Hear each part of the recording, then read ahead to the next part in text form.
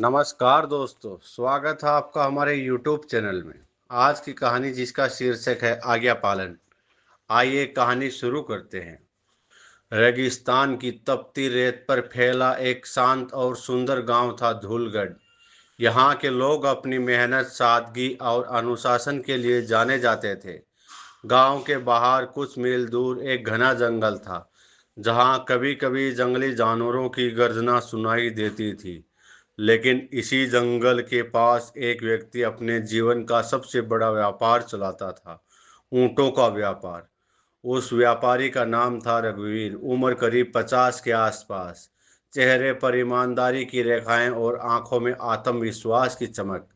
उसने अपने जवानी में बहुत संघर्ष किया, गरीबी से उठकर मेहनत के बल पर आज उसके पास 20 से अधिक ऊंट थे। वह ऊँटों के बच्चों को खरीदकर उन्हें पालता, प्रशिक्षित करता और फिर उन्हें अच्छे दाम पर बेचता।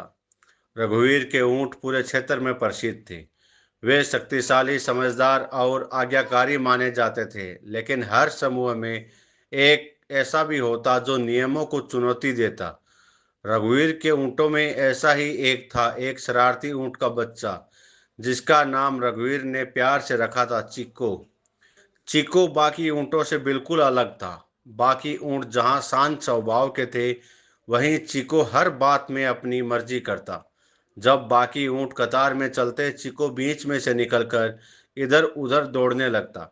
जब सब चराई में व्यस्त रहते, चीको अपनी लंबी गर्दन उठाकर बादलों को देखता या रेगिस्तान की रेत पर अपने पंजों के निशान बनाता। बड़े ऊंट उसे समझाते, चिको ज्यादा दूर मत जाना, यहाँ खतरा है। पर वह हंसते हुए कहता, अरे मुझे कोई नहीं पकड़ सकता, मैं सबसे तेज हूँ। रघुवीर को चिको से खास लगाव था। जब उसने उसे पहली बार खरीदा था, तब वह बहुत छोटा और बीमार था। रघुवीर ने उसकी देखभाल ऐसे की जैसे कोई अपने बच्चे की करता है।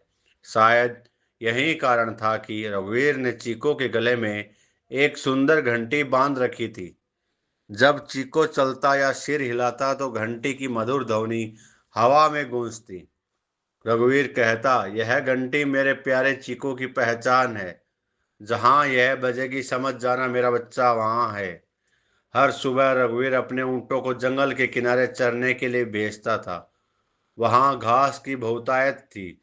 वह अपने नौकर बद्री से कहता, ध्यान रखना सब ऊँट शाम तक सुरक्षित लौट आए।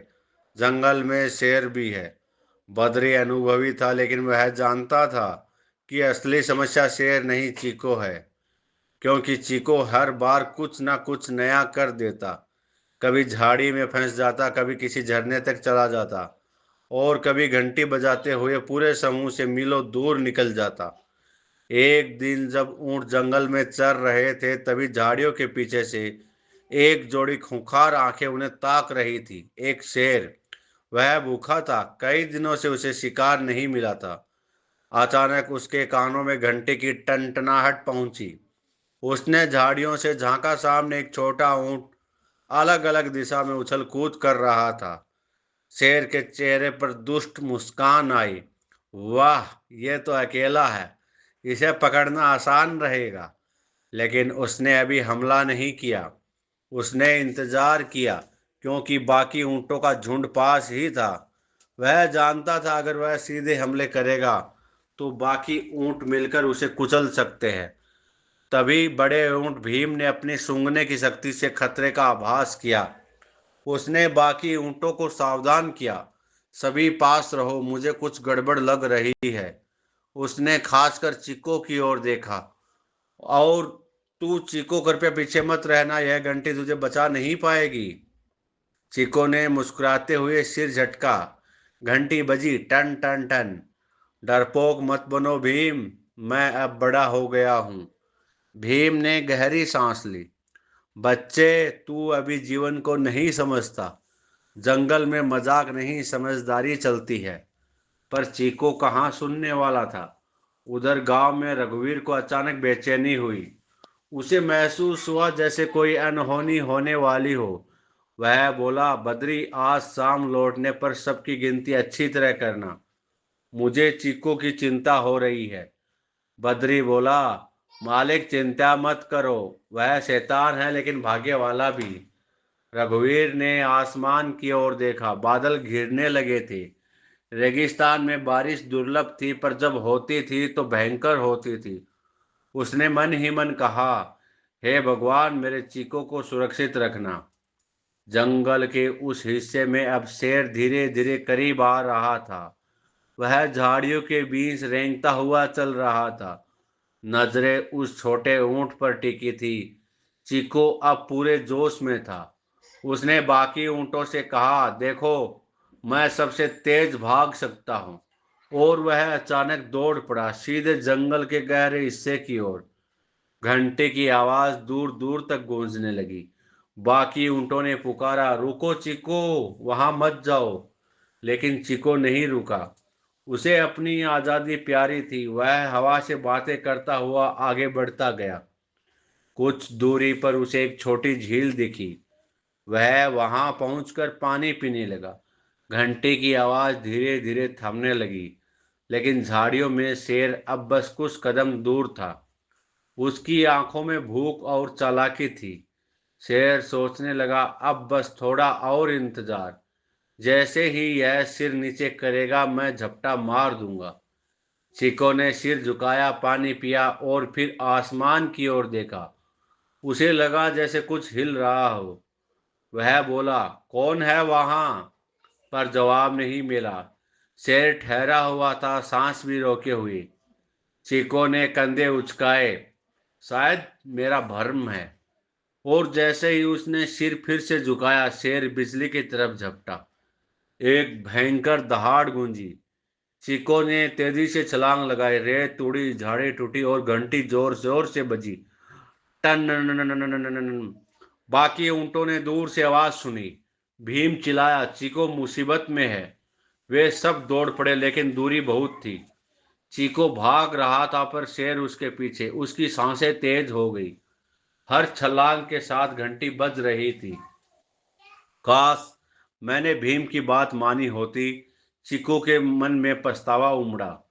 शेर ने छलांग लगाई, उसके पंजे चीको की पीठ को छू गए।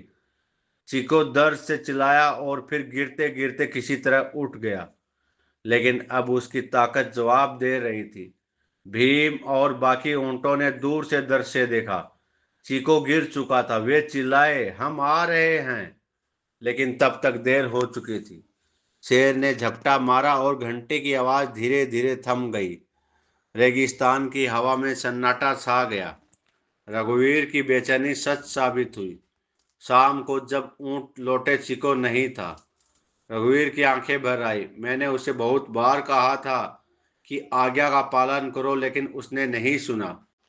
उस दिन के बाद रघुवीर ने अपने सारे ऊंटों को इकट्ठा किया और बोला, चीको की गलती ने हमें एक बात सिखाई है। आजादी अच्छी है, पर अनुशासन उससे भी बड़ा है। जो अपने बड़ों की बात नहीं मानता, वह खुद को संकट में डाल देता है।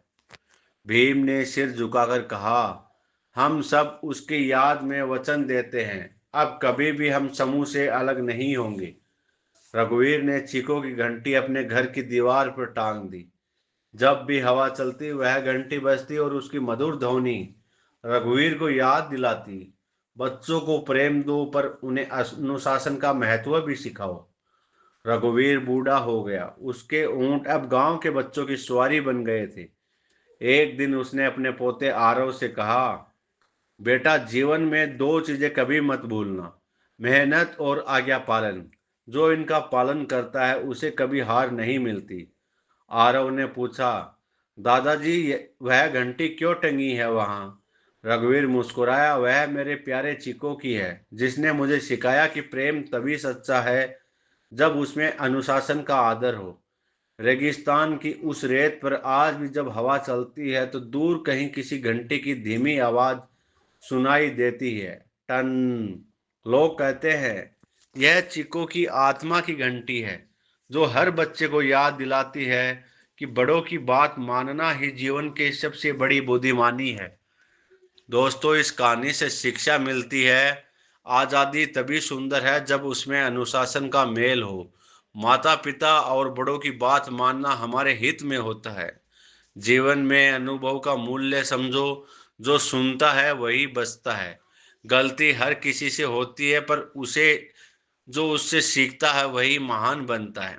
दोस्तों, आपको यह कहानी कैसी लगी? कमेंट बॉक्स में आप हमें ज़रूर बताएं।